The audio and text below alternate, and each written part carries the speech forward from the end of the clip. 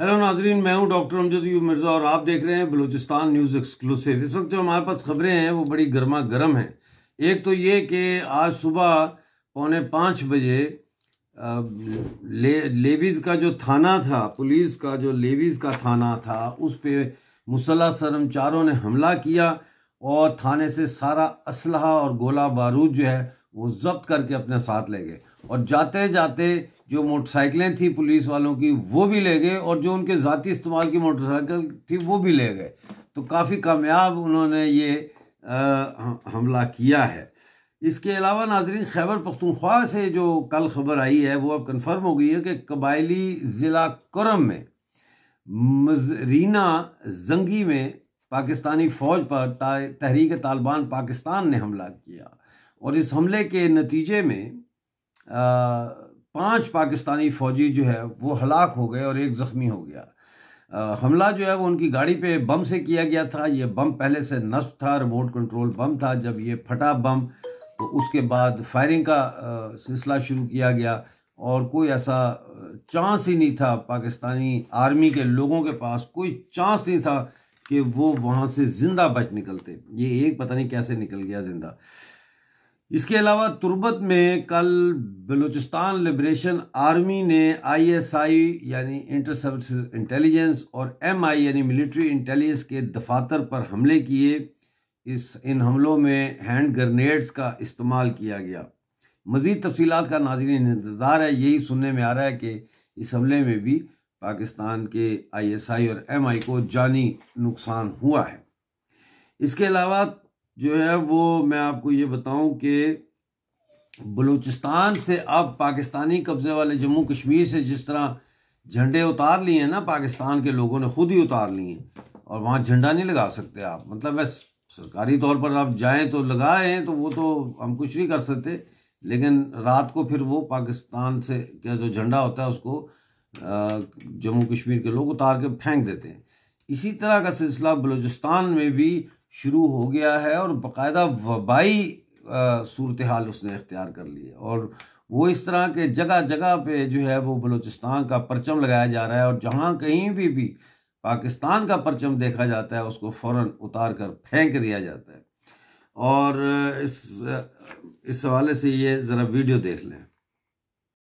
ये देखिए नाजरीन, ये नौजवान हैं जो कि BLA जिंदाबाद के नारे लगा रहे थे। मैंने वो ऑडियो डिलीट कर दिया है तो कॉपीराइट की वजह से। ये अभी आपने देखा एक जगह पे झंडा लगा हुआ था, ये वापस आएगा। ये जो झंडा लगा हुआ है ये एक चौकी थी जिसको मिसमार किया कर्मचारियों ने और उसके बाद यहाँ पे उन्होंने ये लगाया। ये देखिए, ये बिजली के जो खंभे जो ट्रांसमिट कर ये बिजली, उनके ऊपर ये BLA के झंडे लगे हैं और किसी की ज़रूरत नहीं है कि इसको कोई उतारे। और फोन और इन चीज़ों के ऊपर टावर्स पे भी अब BLA के झंडे लगे हैं।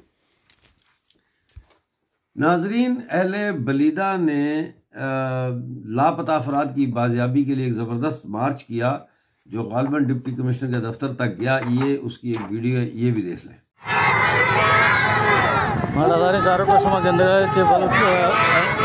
कमिटी गार बेगम मरतबा नमगा रवान के कसे कशक बुता रवान कसे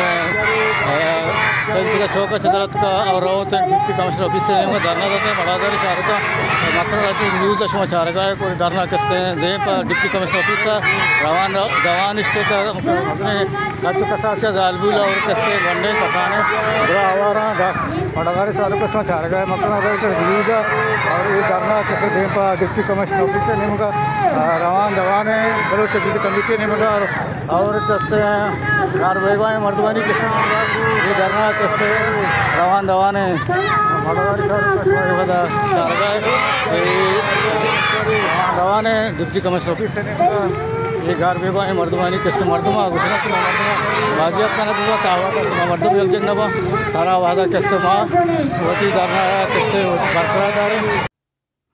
ज़मींदार एक्शन कमेटी ने नोशकी में 21 घंटे बिजली की लोड शेडिंग के खिलाफ 3 मकामात पर एहतजाजी मुजाहरे किए और शाल तफ्तान सड़क पूरा दिन उन्होंने ब्लॉक करके रखी और जिसकी वजह से जाहिर है ट्रैफिक मुअत्तल रही। वहाँ पे आप अंदाज़ा लगाएं कि 21 घंटे की लोड शेडिंग हो रही है तो ना आपका ट्यूबवेल चल सकता है, ना आपकी कोई छोटा मोटा कारखाना चल सकता है, मतलब कुछ भी नहीं आप कर सकते ना। बिजली के साथ ही तो आजकल सारा सिलसिला जुड़ा होता है। तो ये कुछ खबरें। एक खबर और है कि ये अब जो बलूचिस्तान में जिस तरीके से BLA BLF और ये सारे बलूचिस्तान को पाकिस्तान के चुंगल से आज़ाद कराने के लिए जदोजहद कर रहे हैं, तो इस हवाले से लोग डर रहे हैं। बलोच नहीं डर रहे, लेवीज, पुलिस, फौज के सिपाही ये डर रहे हैं। और पाकिस्तानी फ़ौज के अंदर भी इस दफ़ा जो है वो बजट में बहुत बड़ी रकम रखी गई है, लेकिन लेवीज जो है बलूचिस्तान में उनकी तनख्वाहों में 70% इजाफा किया गया है, 70%, कि उनको पैसे और दे के लालच, अच्छा भाई तनख्वाह तुम्हारी बढ़ा देते हैं, टेंशन ना लो, नौकरी ना छोड़ के जाओ, ड्यूटी पे आओ। लेकिन दूसरी तरफ नाजरीन, जो बलूचिस्तान के पेंशनर्स हैं, जो बलूचिस्तान के सरकारी मुलाजमीन हैं, गरीब तबका जो है वो मुतालबा कर रहा है कि हमारी पेंशन में 100% इजाफा करो, हमारे जो है ये तनख्वाहों में 100% इजाफा करो, और उसमें 10 से 15% इजाफे का ऐलान किया जाता है। तो इसका मतलब ये है कि ये अवाम को कुछ नहीं देना चाहते, बल्कि अवाम को कंट्रोल करने वाले जो इदारे हैं, पुलिस है, फौज है, लेवीज हैं, इनको खिला रहे हैं कि हम तो लूट रहे हैं, ये लो थोड़ा सा हिस्सा तुम भी खा लो, थोड़ा सा बकलावा तुम भी खा लो। वो क्या होता है, टर्किश डिलाइट जो होती है। हाँ, तो ये सूरत हाल जारी है। ये कब तक जारी रहेगी, कब तक ये सूरत हाल जारी रहेगी? अब प्रॉब्लम ये आ रही है कि बलूचिस्तान की जो सिविल सोसाइटी है वो जिस तरह लापता अफराद की बाजियाबी के लिए, मतलब है 5,500 दिन होने वाले हैं कि शाल में ये कैंप लगा हुआ है लापता अफराद को, और मैं गया था उस कैंप में कई साल पहले 15 साल से ये कैंप लगा हुआ है, और जुलूस भी जो है वो यही निकल रहे हैं, तकरीरें भी यही होती हैं कि जी बाजियाब किया जाए, इनको अदालतों में लाया जाए, ये किया जाए।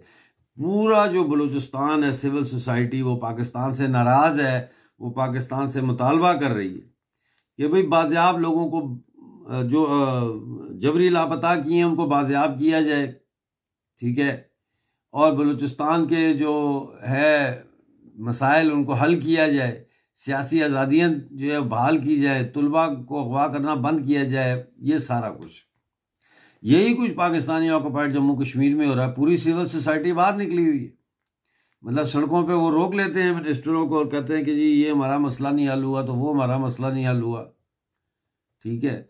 लेकिन वो भी अब सियासी कैदियों की रिहाई के लिए कैंपेन चला रहे हैं, वो भी ये कैंपेन चला रहे हैं कि जी हमारे सियासी कैदी छोड़ो जो आपने गिरफ्तार किए मई में 11 मई से 15 मई तक, या उससे पहले या उसके बाद, उनको छोड़ा जाए। सही है ना? यही सबसे बड़ी जो है वो रुकावट है इस वक्त आज़ादी में, कि ये मुतालबा करने के बजाय कि बलूचिस्तान के जो लापता अफराद हैं वो उनको बाजियाब करें, अब बलूचिस्तान की सिविल सोसाइटी को थोड़ा सा बहादुरी का मुजाहरा करते हुए उनको अब पाकिस्तान से मुकम्मल आज़ादी की तहरीक चलानी चाहिए। जिस तरह से मशरकी पाकिस्तान में मुजीबुर रहमान और अवामी लीग अपना हक मांगते मांगते आखिर थक के उस स्टेज पे आ गई कि उन्होंने कहा हक तो हम को छोड़ो, हम अब अपना खुद वतन आज़ाद कराएंगे। और आज बांग्लादेश कहाँ से कहाँ चला गया, कहाँ से कहाँ चला गया। यही मसला POJ के साथ है कि बजाय इसके कि अब ये सियासी कैदी जो पकड़े हुए उन्होंने तो पकड़े हैं और इनको भगा रहे हैं, कभी पलंदरी, कभी कोटली, कभी भिम्बर, इनको दौड़ा रहे हैं कि जी इधर नहीं है, दूसरे ज़िले में चले गए कैदी। तो अब इनको ये समझ नहीं आ रही पाकिस्तानी ऑक्युपाइड जम्मू कश्मीर की सिविल सोसाइटी को कि ये वो वक्त है जब आपने आज़ादी का नारा लगाना है, ये वो वक्त है जब आपने पाकिस्तान से आज़ादी की जो आखिरी मरला है अब उसको तय करना है। अच्छा मुझे ये बताएं, बलोच कहता है जी बाजियाब किया जाए, जो हमारे लापता अफराद हैं इनको बाजियाब करें, वो कर देते हैं, 300-400 छोड़ देते हैं और कहते हैं हम बाकियों को भी छोड़ रहे हैं। तो फिर क्या मामला ठीक हो जाएंगे? फिर आप कहेंगे हाँ जी पाकिस्तान ने हमारा मुतालबा मान लिया, चलो वापस स्कूलों कॉलेजों में, दफ्तरों में, खेतों में, अपने कारोबारों में वापस चलते हैं जी, पाकिस्तान ने मुतालबा मान लिया। ये लड़ाई है। या POJK के जो सो कॉल्ड आज़ाद कश्मीर के लोग हैं, सियासी कैदी, वो छोड़ दें, तुम्हारे बिजली के बिल वो कम कर दें, तो तुम कहोगे हाँ अब ठीक है, अब ज़रा ग़ुलामी जो है ना वो अब इतनी तकलीफ दे नहीं है। सवाल है ग़ुलामी से निजात हासिल करने का। सवाल ये नहीं है कि बिजली के बिल कम किए जाएं या जो लोग अगवा हो चुके हैं उनको बाजियाब किया जाए।